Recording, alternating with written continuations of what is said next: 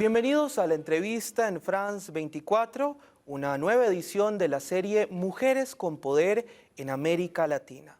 Epsi Campbell es economista de formación, política y además feminista.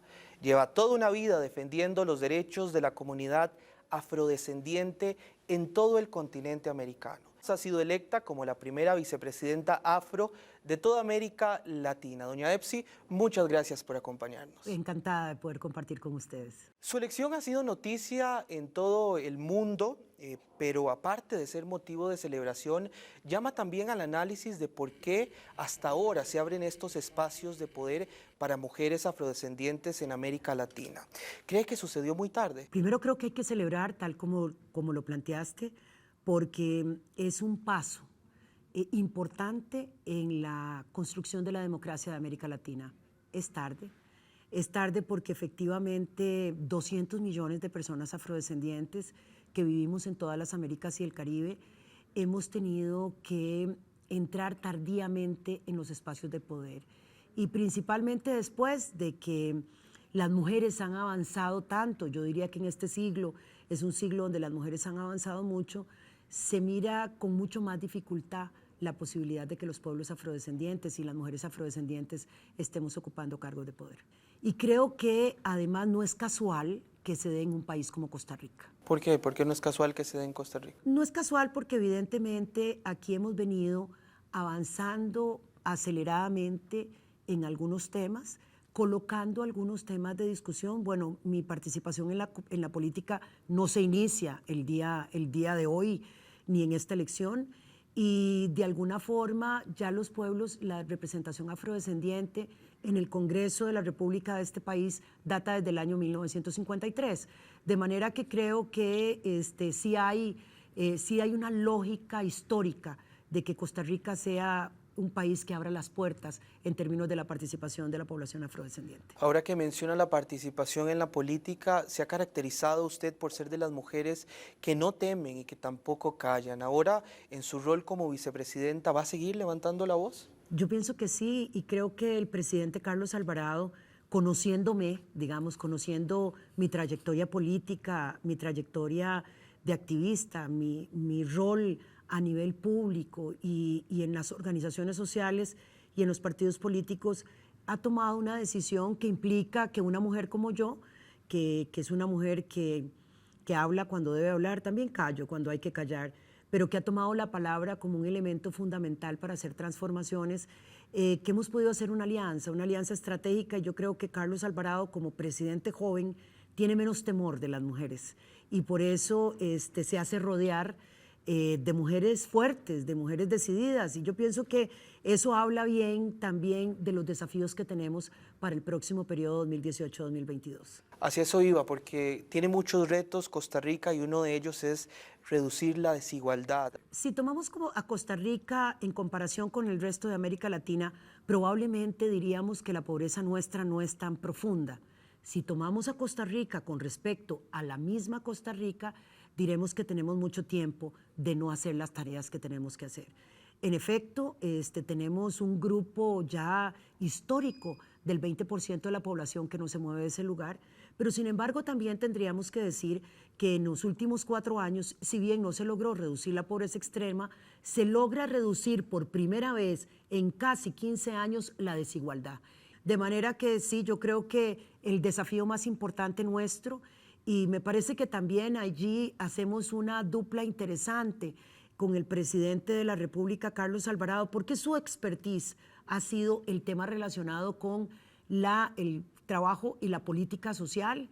Él es el responsable de disminuir esos 2 puntos de pobreza, de tener un abordaje multidimensional a la pobreza, y con esta perspectiva económica que yo le aporto, creo que además la política económica y la política social en este gobierno estarán muchísimo más entrelazadas. Esa dupla social y económica que menciona usted, quería preguntarle justamente también porque la situación fiscal en Costa Rica es apremiante, con un déficit del 6,2% y una deuda que ya supera el 50% del PIB. Necesita el país medidas urgentes, pero ¿cómo pedirle a los costarricenses más impuestos si aún hay gastos e ineficiencia en el sector público?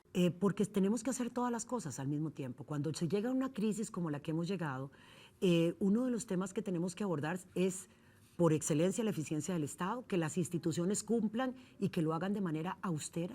Dos, una contención del gasto en aquellos temas en donde hay un gasto superfluo que se puede eliminar o gastos que no son imprescindibles para lograr los objetivos. Y tres, impuestos. Nosotros tenemos un modelo que ha sido muchas veces alabado a nivel internacional, pero en materia de los impuestos directos venimos muy rezagados. Tenemos más de 12 años de estar discutiendo sobre el tema de una reforma fiscal que no hemos logrado. ¿Pero le parece a usted, doña Epsi, que tiene el Estado la autoridad moral de pedirle a los ciudadanos más impuestos cuando por una parte se pagan pensiones de lujo y también hay privilegios en los funcionarios públicos?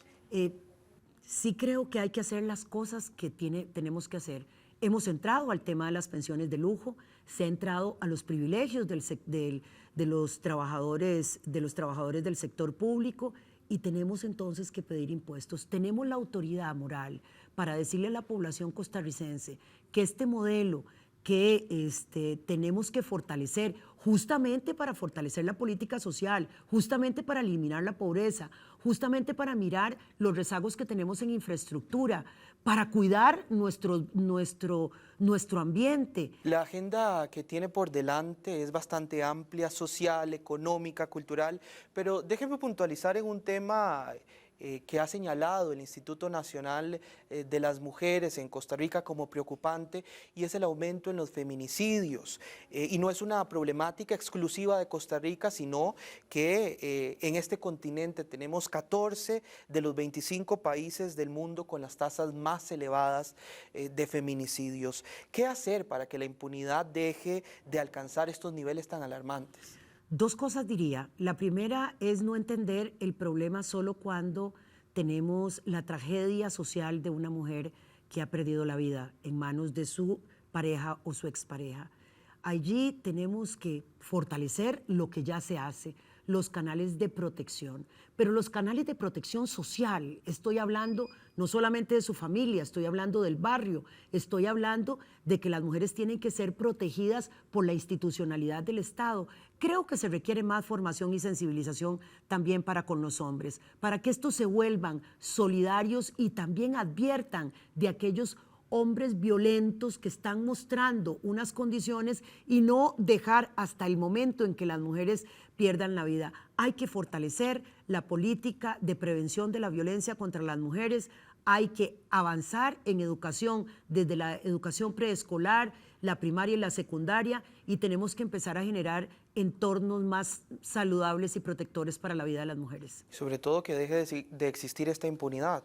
Sobre todo que debe existir la impunidad, pero no es la impunidad solamente del que mata, es del que agrede, del que acosa, del que paulatinamente va tomando un poder extraordinario sobre las mujeres y que finalmente las tiene en una situación de discriminación. Creo que efectivamente en esa impunidad tenemos que avanzar absolutamente con una política pública más clara. Hablando de impunidad, hay en Costa Rica una percepción muy alta de inseguridad ciudadana. Los homicidios han escalado en los últimos años hasta llegar a una tasa de 12 por cada 100.000 habitantes, una cifra alarmante según la Organización Mundial de la Salud, que lo considera como epidemia. ¿Cómo revertir esta tendencia en un país que justamente se ha caracterizado por ser de paz?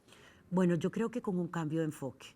Nosotros tenemos que hacer un enfoque preventivo, mucho más agresivo en aquellos barrios en donde las condiciones económicas y sociales de la población son absolutamente restrictivas. Allí, con una intervención directa en educación, salud, deporte, cultura, para garantizarle a esas criaturas unas condiciones que no los lleven a las redes de delincuencia. Dos, llevando la seguridad al barrio, haciéndole hostil el ambiente a aquellos que están delinquiendo, en lugar de hacerle hostil el ambiente a una gran cantidad de personas. 3, con una política muchísimo, y ahí utilizar toda la tecnología, cámaras, policía comunitaria, radiopatrullas que estén coordinadas con la organización del barrio, pero también tenemos que entrar a los temas relacionados con el crimen organizado. Pero todo va relacionado porque se necesita dinero para plantear todo Por eso. eso mismo, cuando las personas quieren y demandan una gran cantidad de acciones de parte del Estado, pero hacen un paso atrás para pagar impuestos, y no estoy hablando de las personas físicas, estoy hablando de las ganancias de capital, estoy hablando de las empresas que están generando riqueza, a las cuales hay que darles condiciones, por supuesto, para que aumenten la productividad y las oportunidades de empleo, pero sí que es necesario tener un Estado eficiente, austero y que le cumpla a la ciudadanía, pero tiene que tener los recursos para los programas del Estado que son imprescindibles. Y aparte del dinero, se necesita también apoyo de los partidos políticos y van a gobernar ustedes con una limitada capacidad de acción en la Asamblea Legislativa, al tener únicamente 10 de los 57 diputados. ¿Cómo lograr que todos los proyectos avancen cuando la fuerza de los partidos de oposición es tan abrumadora? Bueno, yo creo que ya más o menos desde el año 2002, Costa Rica no tiene una mayoría en el partido que gana las elecciones. Es verdad que en esta oportunidad ya nosotros estos 4 años que terminan fuimos la segunda fuerza política. Creo que ya tenemos que vivir con una realidad del multipartidismo. Pero si por la víspera se saca el día, lo que hemos notado son partidos políticos comprometidos con la agenda nacional, más rompiendo esa lógica de oposición, es oponerse a todo lo que propone el gobierno, y más en la lógica de una construcción colectiva, que es lo que este país necesita. Muchas gracias, Epsi Campbell, vicepresidenta de Costa Rica. Continuamos con más en France 24 y france24.com.